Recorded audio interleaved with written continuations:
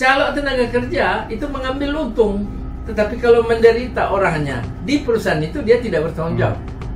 Maka saya mengusulkan supaya sudah saatnya juga dilakukan reformasi terhadap hal itu. Artinya outsourcing itu dihilangkan. Dan kontrak 1 tahun itu kan tidak ada masa depan. Maka saya minta supaya dihentikan outsourcing itu. Ya, outsourcing hentikan, saya jamin akan ada hubungan yang bagus antara pengusaha dan buruh, dan juga saling menghormati. Saya juga akan meminta Dewan Kesejahteraan Nasional mempelajari bagaimana caranya kita, kalau bisa tidak segera tapi secepat-cepatnya, kita ingin menghapus outsourcing.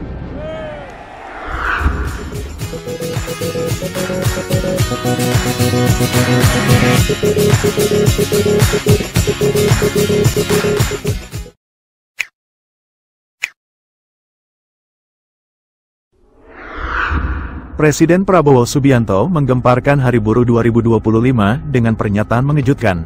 Ia berkomitmen untuk menghapus sistem outsourcing di Indonesia.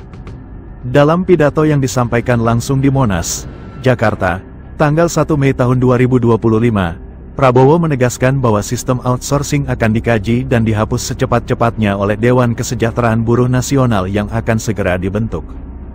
Dewan ini akan diisi oleh para pemimpin serikat buruh, dan menjadi ujung tombak dalam menyusun strategi untuk menghentikan sistem kerja yang selama ini dianggap tidak adil bagi para pekerja. Namun, Prabowo juga mengingatkan para buruh untuk tetap realistis.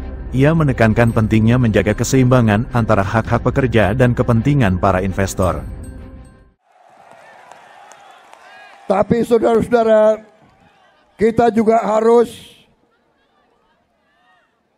juga realistis.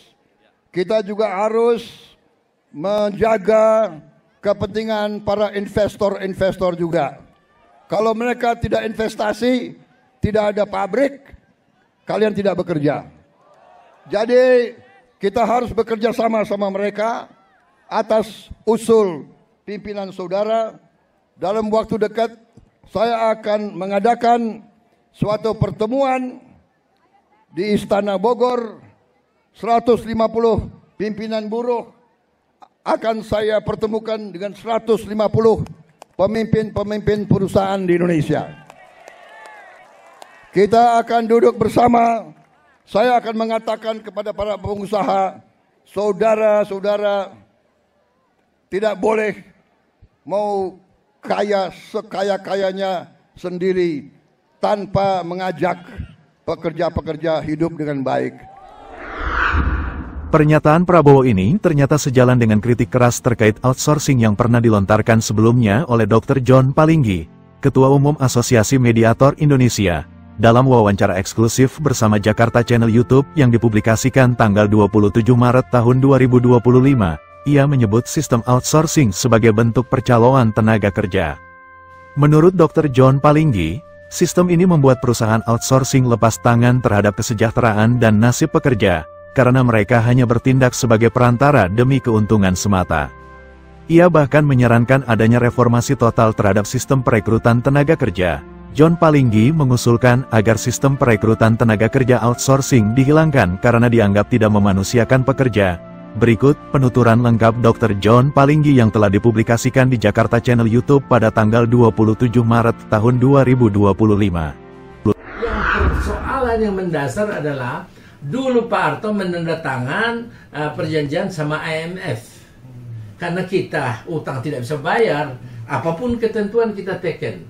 Yaitu ketentuan bahwa setiap perusahaan boleh mempekerjakan karyawan dengan pengerah tenaga kerja.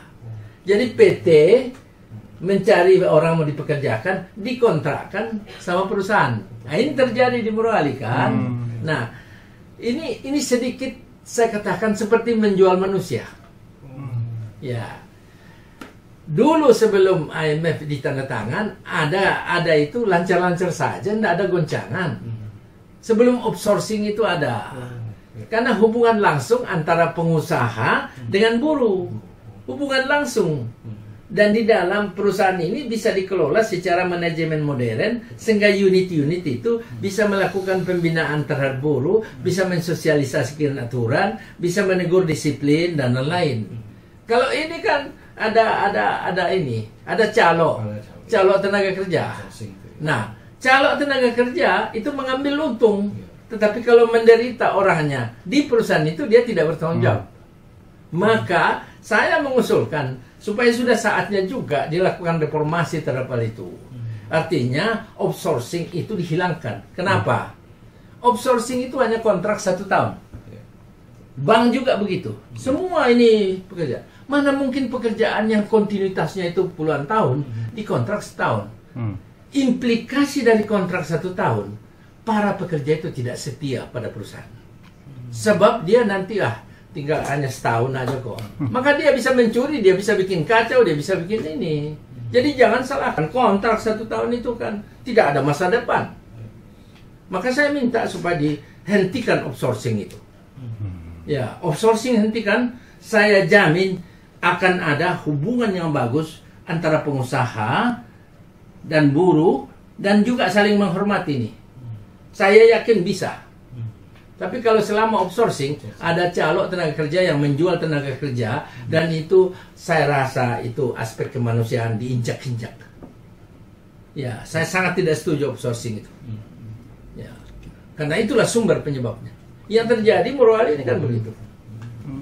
Ya. Artinya outsourcing itu tidak hanya menguntungkan karyawan, tapi juga perusahaan yang diuntungkan, Pak. Enggak, perusahaan pengerah. Perusahaan ini enggak, biasa aja kalian bayar. Perusahaan inti itu ya biasa aja, lu kerahkan. Dan tapi bagaimana perlindungan kesejahteraannya dia, ini kan yang bertanggung PT, perusahaan penggerak tenaga kerja. Iya, menjual manusia. Ya, itu kita kenapa dulu menerima seperti itu? Itu waktu Pasar Ibu Menteri Tenaga Kerja itu, Bomen. Ya, jadi ini harus Pak Prabowo harus mengganti nih, biarkan hubungan. Bank itu kenapa kontrak 1 tahun? Ya bagaimana mau rajin, mau berprestasi? Dia bilang sebentar lagi 1-2 bulan saya habis kok. Itu pun belum tentu diperpanjang. Kesetiaan karyawan terhadap perusahaannya dan pemilik perusahaan pimpinannya itu luntur karena hanya kontrak 1 tahun, outsourcing lagi. Ya. Kalau perusahaan outsourcing dapat 10 juta sini, kemudian di sini dikasih 6 juta, yang kaya 4 juta dia. Nah, jadi ini harus dibuka supaya selesai masalah, tidak lagi demo-demo. Biarkan, dan tidak ada lagi serikat buruh seperti itu.